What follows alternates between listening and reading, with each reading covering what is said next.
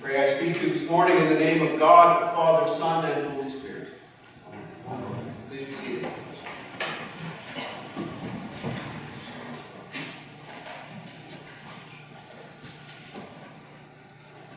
I wonder how you'd all feel if I made an announcement this morning and told you that there was some maintenance done on the overhead lights this past week.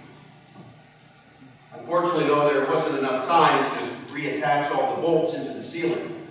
So if you hear some cracking and perhaps some dust on your shoulder, you might want to move to another pew. I guess you may be a little bit uneasy about where you're sitting right now. Perhaps you'd be inclined to move to a safer space, or maybe leave the building altogether. Maybe the bishop would get a few angry phone calls about Henderson. What's he doing down there? But don't worry, that won't happen. That is not the case. We are all very safe this morning.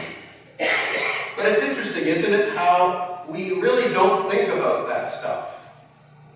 None of us here today, before sitting down in the pew, stopped to consider if the pew was working or not, or if the lights were attached. We just trust that everything is working as it should be. And there's a kind of sense of grace to that. We do the same when we start our cars or open a door or turn on a light switch. It's really not until the smoke comes bellowing from underneath the hood, or the door flies off the hinges, or the room remains dark, that we really stop to consider, things aren't really working the way they're supposed to be working. It's not an easy feeling when we cannot trust. We get antsy when the things around us we expect to just work as they should are suddenly put into question. That's what really causes a lot of our uneasiness, our anxiety, isn't it? We expect things to work as they should, and when they don't, well, we get a little restless. Perhaps that's why Jesus took Peter and James and John up that mountain. Because the disciples certainly would have been expecting things to be working in a certain way. After all, they were with Jesus. The Messiah was finally with them. From the very beginning of their journey with Jesus, they were told that the reign of God was here. From Jesus' baptism and anointing as God's well-beloved Son, to the signs of all God's dreams for God's world coming to fruition, ushered in through Jesus' teachings and healings. The disciples' expectation was God was finally doing what God had promised. Freedom from bondage, salvation from oppression. God's victory was finally happening. Yet when they looked around, things weren't really working as they were supposed to be working.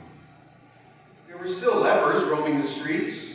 There were still corrupt religious leaders still in charge. A ruling empire was still taking their hard-earned wages to build up their armies and pay their emperors.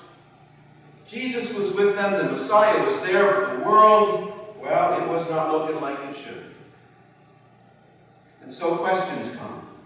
Can we really trust that Jesus is the one? Can we really put our faith in God's promises to us? Should we go forward, or would it be best maybe to go back a bit? I don't think it's by accident that Mark's, the gospel writer, puts this story of Jesus on the mountain with his disciples smack dab in the middle of his gospel. Peter, James, and John needed to get their trust back on their journey with Jesus. They needed a chance to stop with him because, as we all know, oftentimes it's the middle of our journeys and our trips that are the toughest.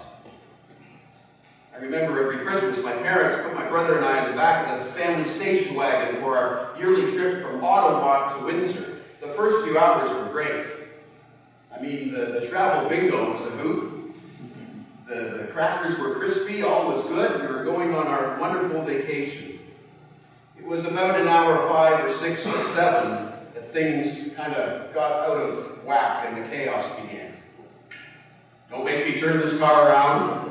Stop hitting your brother. Are we there yet? Are we there yet? Are we there yet? The one thing, though, in the middle of our journey that always brought us back was when we just passed Toronto and we pulled into the Golden Arches. And we got out and the cool air kind of hit our face and woke us up, and the Happy Meal felt so good. And there was always a phone booth in that restaurant that we would get on and we would call ahead and say, "Grandma, we're almost there." And she would say, "Great, I can't wait to see you." And it was then that we could get back on the road and continue on our journey. today are moving along our life paths, and we're doing so with Jesus leading the way for us. But most of the time, we don't think about Jesus' presence with us. We don't stop to consider how Jesus is making himself known to us. We don't often worry about how God is working within the spaces of our day-to-day lives. Life just kind of keeps going along as it does. But it isn't until we realize that oftentimes our lives don't work as they should. And it is then we stop to consider God's place in all of that. And that is why all of us need a trip up the mountain.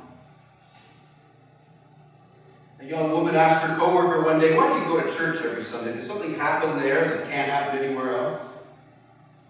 The woman replied, "Well, what happens is I go to meet God, whom I've come to know in Jesus, and God meets me in other situations other than the church, but I must confess, I'm sure I miss most of God's appointments with me. I find that if I live most of my days in a daze, sometimes I'm sleepwalking or on autopilot, and I go to church to wake myself up so I can see." The younger woman asked, "So you go to church and God meets you there?" And the woman said, "I go to church, and for reasons I can't explain, I meet God at 1 out of every 8 worship services." And the young girl said, "Then why would you go every week?" And the older woman said, "Because I never know when that Sunday is going to be." This is the gift we have over these next 40 days. This week as we begin our wilderness journey and enter into the season of Lent. But before we do, God speaks to us today and says, "This is my son. Listen to him."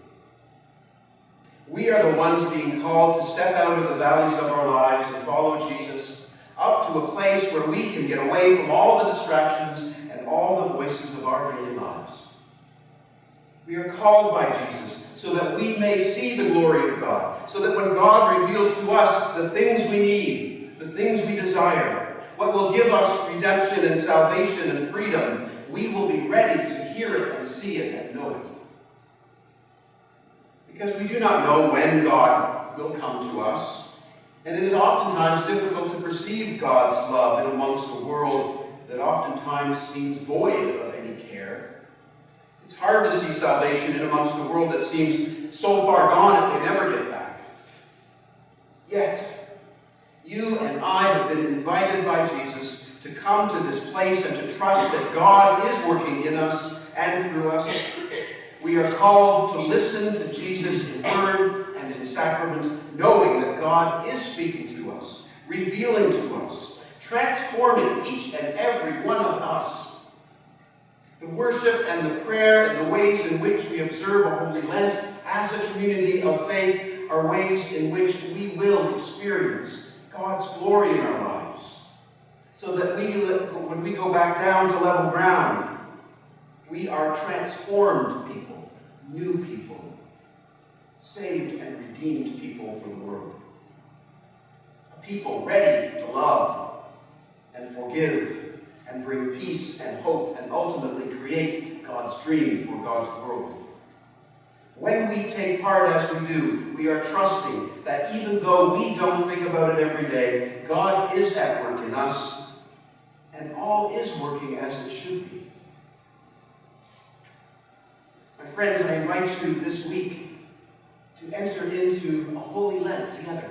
To come Ash Wednesday at 7 as we begin our Lenten time together.